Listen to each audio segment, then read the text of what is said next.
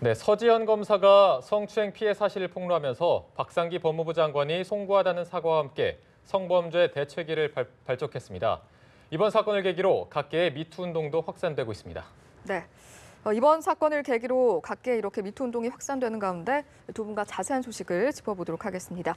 배상훈 프로파일러 최단비 변호사 모셨습니다. 어서 오세요. 안녕하세요. 안녕하십니까? 네, 안녕하십니까? 자, 저희가 이 사건을 다루기 전에 앞서 저희가 계속해서 전해드렸었는데 오늘 오전 8시쯤에 신촌 세브란스 병원에서 또 화재가 발생을 했습니다. 지난달 26일에 밀양 세종병원에서 화재가 났어서 많은 분들이 놀라셨을 것 같은데 일단 인명피해는 현재까지 확인된 바가 없다고 해서 다행인 것 같은데 저희가 이 차이점을 조금 짚어볼 필요가 있을 것 같아요. 어떤 차이점이 있을까요? 차이점 같은 경우는 지금 이 세브란스에서는 일단은 그 스프링클러가 터졌고요. 다행히 설치돼 있어 터졌고 그다음에 경미하지만 8명 정도의 연기를 마신 분이시지만은 큰 사상자는 없었고 네. 부상자도 없었고 그리고 빠르게 대처를 해갖고 구조가 잘 된 부분이고 공통점은 그겁니다. 식당 그리고 복도 그러니까 전기 합선에 의한 화재일 가능성이 높은 예. 그러니까 일단 입원 환자가 있는 공간에서 화재가 발생한 것이 아니라 일종의 다중 이용 시설의 식당 관련된 부분이라든가 네. 이런 부분에서 화재가 발생할 가능성이 높다. 그러니까 사실은 이 부분은 세브란스도 그렇고 밀양 부분도 그렇고 이것이 병실과 이런 다중 이용하는 그런 공간이 붙어 있는 부분에 대한 어떤 면밀한 대책 같은 것이 필요하지 않겠느냐. 이런 부분이 사실 좀 공통점이라고 볼 수 있을 것 같습니다. 네. 네. 이제 동절기다 보니까 이렇게 화재 사건이 끊이지가 않는 것 같은데 재발 방지를 위한 대책도 좀 저희가 어떻게 고려를 해볼 수 있을까요? 아까 말씀드린 것처럼 두 병원 다 그렇지만은 실제로 이제 식당이 건물 안에 있으면 여러 가지 전열기나 과열 여러 가지 그걸 많이 쓰게 됩니다. 예를 네. 들면은 그 부분에 대한 어떤 상당히 조심스러운 형태의 점검 같은 건 필요하다는 거죠. 예. 물론 정확히 원인이 어떤 건지는 모르겠습니다. 그렇지만은 아무래도 식당 앞에 있는 그러니까 이제 정확히 말하면 푸드코트 앞에 있는 천정에서 연기가 나고 화재가 났다고 하니까 분명히 그 부분에 대한 여러 가지 실수라든가 아니면 과열 같은 것들이 분명히 있을 거라고 보고 지금 이 순간에 한 번 더 점검하는 병원 같은 경우 이런 네. 것이 필요할 것 같습니다. 네, 알겠습니다. 자, 이제 서지현 검사 사건으로 다시 돌아와 볼 텐데요. 일단 박상기 법무부 장관이 국민들한테 고개 숙여 사과를 했습니다.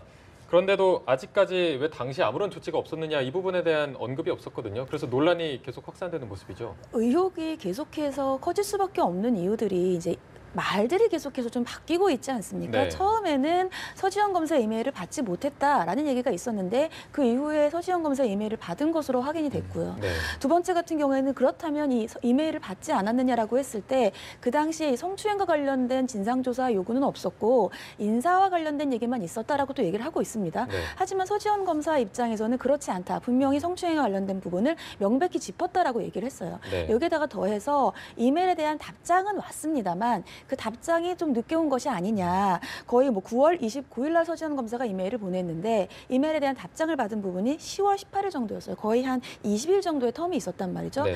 이 부분에 대해서도 법무부에서는 두 가지로 쓰고 있는 이메일 계정이 있는데 주로 안 쓰는 이메일 계정으로 받았기 때문에 답이 늦었다라고 얘기했지만 이러한 부분들이 이제 우리 국민들의 입장에서 봤을 때에는 8년이나 지난 부분에서 서지현 검사가 지금 와서밖에 진상조사를 요구할 수 없었던 부분이 그동안에 많은 조직 내에 문제들이 있었는데 그것을 지금 와서 이제 제대로 된 진상조사를 하겠다고 했는데도 과연 이것이 제대로 된 진상조사가 될 수 있겠느냐. 이 초반부터 이렇게 여러 가지 삐걱대는 부분들이 있기 때문에 그래서 과연 지금 뒤늦은 대응에 대한 문제점들이 지적되고 있습니다. 네. 여기에 대해서 법무부가 이제 이번 사건을 계기로 내놓은 어떤 후속 조치가 성희롱 성범죄 대책위원회를 발족을 했습니다. 여기에 대해서는 좀 어떻게 평가하십니까? 기본적으로 이제 검찰에 대한 직접적인 어떤 조치라든가 이런 부분은 검찰 내 조사단에 맡기고 예. 법무부 전체에서의 산하 기관들, 법무부의 인력이라든가 대한 성희롱 성범죄 대책위원회를 했는데 전체적인 부분은 조사를 하고 그 다음에 관련된 어떤 시스템적인 문제에 대한 점검. 사실 이 크게 두 가지가 연결되는 거고 실제로는 그것보다는 이 위원장의 임명된 위촉된 권인숙 위원장의 면면 때문에 사실 되는 거죠. 네. 이게 상징성 때문에 그렇습니다. 그러니까 예. 피해자 중심으로 가겠다. 그러니까 권인숙 위원장 자체가 대표적인 우리나라의 성범죄의 피해자였기 때문에 그런 어떤 상징성, 메시지 이 세 가지가 중요하다고 볼 수 있을 것 같습니다. 네.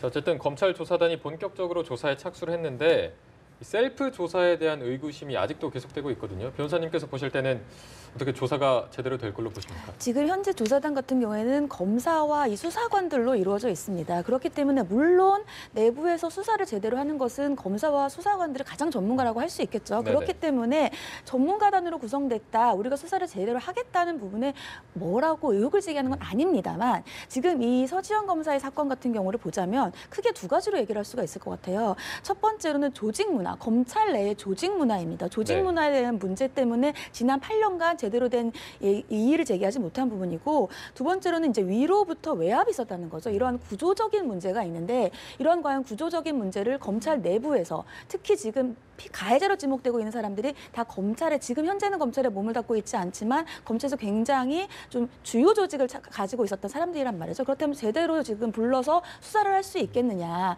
이런 문제들이 있기 때문에 공정성이라든지 신뢰성을 담보하기 위해서라면 외부에서의 조직에 대해 외부로부터의 어떠한 전문가들을 모셔서 함께 조사를 하는 것들이 좀 더 낫지 않겠느냐는 지적이 있지만 현재 조혜진 단장 같은 경우에는 제대로 된 수사를 하겠다, 수사 결과로 보여주겠다라고 얘기를 하고 있기 때문에 네. 뭐 일단 첫 번째로 나오는 수사 결과를 좀 지켜보는 것이 먼저가 아닐까라는 생각도 듭니다. 네. 어쨌든 이렇게 논란이 되고 있고 또 임은정 검사는 조직과 안 어울리니 나가라는 등의 폭언을 듣기도 했다. 또 이런 언급도 있었거든요. 여기에 대해서 좀 검찰이 또 어떤 수습안을 내놓을 가능성이 있을까요? 어제 이제 조희진 그 조사단장께서 예. 상당히 고심을 하셨다는 얘기를 들었습니다. 말하자면 어쨌든 지금 자기 밑에 있던 임은정 검사와 일종의 진실 게임 같은 형태가 되죠. 말하자면 본인은 그런 얘기를 하지 않았다. 예. 물론 사실적인 부분에서 몇 가지 사실을 적시해 준 건 맞다.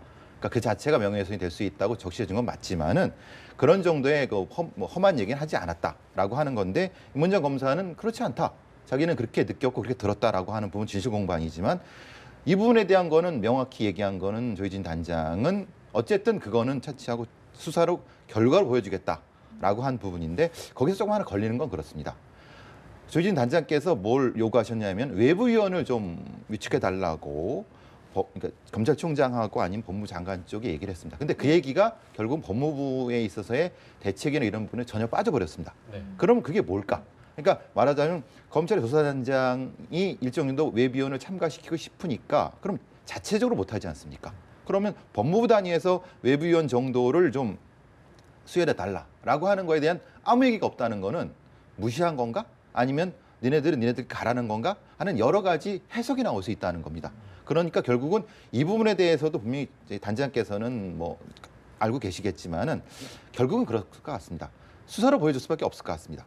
수사를 제대로 해서 조사를 제대로 해서 보여주면은 국민들이 믿는 거고 미흡하면 사실은 더 비판이 오겠죠. 네. 뭐 아무래도 그런 의미에서 수사로 결과로 보여주겠다 이렇게 말을 한 것으로 보이는데, 자 그리고 국민권익위원회에서 이제 검찰 전반에 대해서 전수조사에 나섰는데 이게 또 사상 처음으로 이런 조사가 벌어지는 거라고 하거든요. 이 자체로도 의미가 있을 것 같다고 갔는데 어떻게 보십니까? 일단 이 인권위에서 전수조사를 하기 위한 그 단초는 진정이었어요. 진정을 제기했기 때문에 전수조사를 하는 거지만 지금은 검찰 같은 경우에는 검찰 내부에서의 그런 진상조사를 하겠다는 거잖아요. 네. 네. 하지만 인권위는 법무부, 대검찰청을 비롯해서 검찰 전반에 대한 전수조사를 하겠다는 거예요. 그리고 아까 말씀하신 지금 검찰 내부에서 진상조사단은 외부의 인력이 없는데 그렇다면 검찰 내가 아닌 외부에서의 또 다른 조사를 투트랙으로 하겠다는 거기 때문에 거기에 대해서는 굉장히 의미가 있는 전수조사로 볼 수가 있어요. 근데 문제는 이 인권위의 전수조사는 강제성이 없습니다. 결국은 전수조사를 하려면 검찰 내부의 협조를 끌어내야 되는데 이 협조가 제대로 되겠느냐. 예전에 한 2002년도에 인권위에서 중앙지검의 피의자 가혹행위에 대한 조사를 한 적이 있어요. 근데 그때도 제대로 된 검찰 협조를 못 받아서 제대로 된 인권위에 대한 조사가 되지 않았다는 비판이 있었거든요. 네. 그렇다면 이번에는 검찰에서 제대로 된 협조가 필요할 것 같고 그렇다면 제 생각에는 이번에는 검찰 내부에서 제대로 된 조사를 하겠다는 이제 의지를 보이고 있고 이번에 제대로 된 조사가 되지 않으면 사실은 검찰 조직에 대한 위기가 올 수밖에 없는 상황이라서 이번에는 인권위가 협조를 제대로 받아서 의미 있는 조사 결과를 낼 수 있지 않을까라는 희망적인 가능성을 좀 저는 점쳐보고 싶습니다. 네. 네. 이렇게 좀 여러 가지 조치들이 진행이 되고 있는데 또 일각에서는 이런 조치도 중요하지만 법조계 뿌리 깊게 박힌 남성 중심 문화가 좀 바뀌어야 되지 않겠느냐 이런 이야기도 있거든요. 그렇죠. 사실은 이제 서지현 검사가 얘기한 것이 더 문제가 되는 것이 검찰 조직이라서 그렇습니다. 검찰 조직은 남성 위주의 문화, 상명하복의 문화예요. 그렇기 때문에 내부에서 목소리를 내더라도 서지현 검사가 스스로 이제 밝혔죠. 내가 선배들에게 많은 여러 차례 고민을 상담을 했지만 선배들이 그렇다면 오히려 너의 능력에 대한 문제만 지적될 뿐이다. 너만 바보 같은 사람이 될 뿐이니까 그냥 덮고 넘겨라라는 얘기를 했다는 거예요. 예. 그렇다면 결국 피해자가 아무리 목소리를 내고 싶어도 목소리를 낼 수 없는 문화이기 때문에 많은 대책들이 나오더라도 검찰 내부의 조직, 사실은 검찰뿐만이 아닙니다. 법조계뿐만이 아니죠. 모든 우리 사회의 근본적인 조직의 문화가 바뀌지 않으면 이렇게 목소리를 내기가 더 힘든 문화가 되지 않겠느냐. 그런 법조계뿐만이 아닌 남성 중심의 문화 자체가 바뀌어야 더 이상 이러한 문제가 생기지 않지 않을까. 근본적인 제도 개선이 필요하다 이렇게 보입니다. 네. 어쨌든 서지현 검사의 발언을 선두로 해서 지금 미투 운동이 확산이 되고 있는 분위기거든요. 뭐 정치권에서도 뭐 이런 발언이 있었고 뭐 개인이나 단체에서도 선언이 계속되고 있는데 이 미투 운동이 어느 정도 힘을 받고 어디까지 확산이 될 수 있을까요? 기본적으로 미투 운동은 미국에서 시작됐고 오프라 윈프리 같은 유명인도 본인의 걸 했고 유명한 배우가 이런 얘기도 하고 그래서 네. 확산이 상당히 많이 됐는데 우리 같은 경우는 이제 이재정 의원이라든가 아니면 의사분 같은 경우 아니면 어제 같은 경우 성균관대 교수님 같은 이런 분들이 하셨는데 네. 문제는 이제 남성들 그러니까 적어도 여성들만의 어떤 미투가 아니라 나도 그걸 봤다. 그러니까 일종의 그 피해당을 내가 그것을 같이 고발하지 못했다라고 하는 그런 부분이 더 확산된다고 하면은 더 확산이 되겠지만은 예. 만약 그것이 아니라 여성들만의 어떤 미투 운동이라고 하면은 사실 좀 제한이 있지 않을까라는 생각을 합니다. 그래서 이제 어제 그저께 표창원 의원께서도 그런 걸 하자고 하셨고 본인께서도 그걸 하셨는데 그 기록일 것 같습니다. 그런 남성들도 여러 면에서 같이 동참을 한다고 하면 더 확산되겠지만은 여성들만의 것은 조금 한계가 있지 않느냐 이런 네. 부분일 것 네. 같습니다. 이제 모든 구성원이 이렇게 좀 사회적 관심이 좀 높아지면 좋을 것 같고요. 그런데 또 문제가 되는 부분 중에 하나가 미투 운동 이후에 오히려 2차 가해에 시달리는 사례가 또 있다고 하더라고요. 지금 뭐 서지현 검사 자체가 예. 지금 이제 내부적으로나 외부적으로 특히 뭐 인터넷의 뭐 사이트에서 집중적으로 이제 뭐 외모 비하라든가 뭐 정치적 의도에 대한 공격을 받고 있는 거고 외부적 내부적으로 다 갖고 있는 거. 특히 이제 제가 이제 경찰에 있을 때 여러 가지 성범죄에 대한 이런 수사를 하고 그럴 때는 그 자체보다 2차적인 그러니까 보여지는 부분인 거죠. 왜 고소했을까? 왜 문제 제기했을까? 다른 의도가 있지 않나? 이런 부분 때문에 굉장히 더 아파합니다. 오히려 예. 본 사건보다는. 그러니까 그 부분이 사실은 2차 가해를 막을 수 있는 여러 가지 제도적인 아니면 여러 사람들의 보호 장치가 필요하다고 볼 수 있는 거죠. 네. 지금 말씀해 주셨는데 개인으로서는 이러한 2차 보복을 견디기가 굉장히 힘들 것으로 보이는데 2차 피해를 막기 위해서 어떤 관련 대책이나 법규가 마련이 될 수 있을까요? 사실 예를 들자면 기업 내 성추행 문제를 이의를 제기하는 경우들이 있습니다. 그럼 그런 데에는 말씀하신 것처럼 기업 내에서 오히려 그 사람의 업무 능력에 대한 비하를 한다든지 그런 것들이 문제가 발생을 하거든요. 네. 근데 사실은 성폭력과 관련된 예를 들자면 수사라든지 재판을 할 때에는 그런 피해자들을 여성 전담 경찰관이 별도로 수사를 한다든지 아니면 재판에서 증언을 할 때에는 비공개로 해준다든지 여러 가지 보호 대책이 있습니다. 또 예를 들자면 회사 내에서 그런 것들을 문제를 제기해서 해고를 당했을 땐 다시 복직시켜주는 많은 재판들도 있지만 문제는 그러한 법규들이 있어도 제대로 된 보호를 받지 못한다는 거예요. 네. 다시 기업에 복직을 하더라도 기업 내에서 왕따를 당한다든지 저 사람은 그런 사람이란 낙인이 찍혀버린다면은 본인 스스로가 그 안에서 해결하지 못하는 문제들이 발생하거든요. 당장 서지현 검사 같은 경우에도 많은 사람들이 우려하는 것이 다시 검찰 조직 내로 돌아가서 제대로 된 생활을 할 수 있겠느냐. 그것은 결국은 함께 있는 사람들이 도와주지 않는다면 해결될 수 없는 문제예요. 그냥 우리가 법규로라든지 대책으로 마련을 했을 때에는 보호가 될 수 없는 사실상의 문제들이 있단 말이죠. 그렇기 때문에 지금 미투 운동뿐만이 아니라 위드 유라는 운동이 함께 진행되고 네네. 있어요. 내가 네. 너와 함께 가주겠다. 그런 것들이 근본적으로 우리 사회에 있지 않는다면 우리가 법으로 법규를 만들고 대책을 만들어도 궁극적으로 해결될 수 없는 문제가 있다라고 사실은 보여서 법규와 대책도 중요하지만 우리 사회의 전반적인 인식이 바뀌어야 한다. 그것이 가장 근본적인 대책이 되지 않을까 싶습니다. 네. 어쨌든 피해자가 가장 큰 피해를 보고 고통을 받는 게 사실인데 이 가해자에 대한 처벌이나 이런 부분은 어떤지 궁금합니다.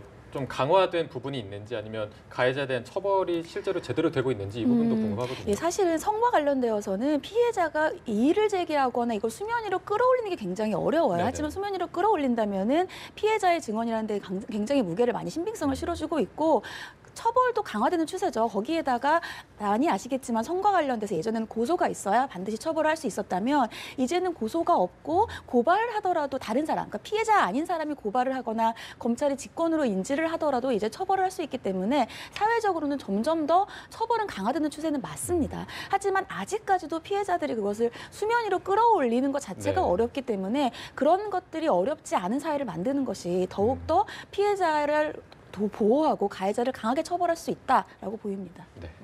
오늘 말씀 여기까지 듣겠습니다. 지금까지 배상훈 프로파일러 최담비 변호사였습니다. 고맙습니다. 고맙습니다.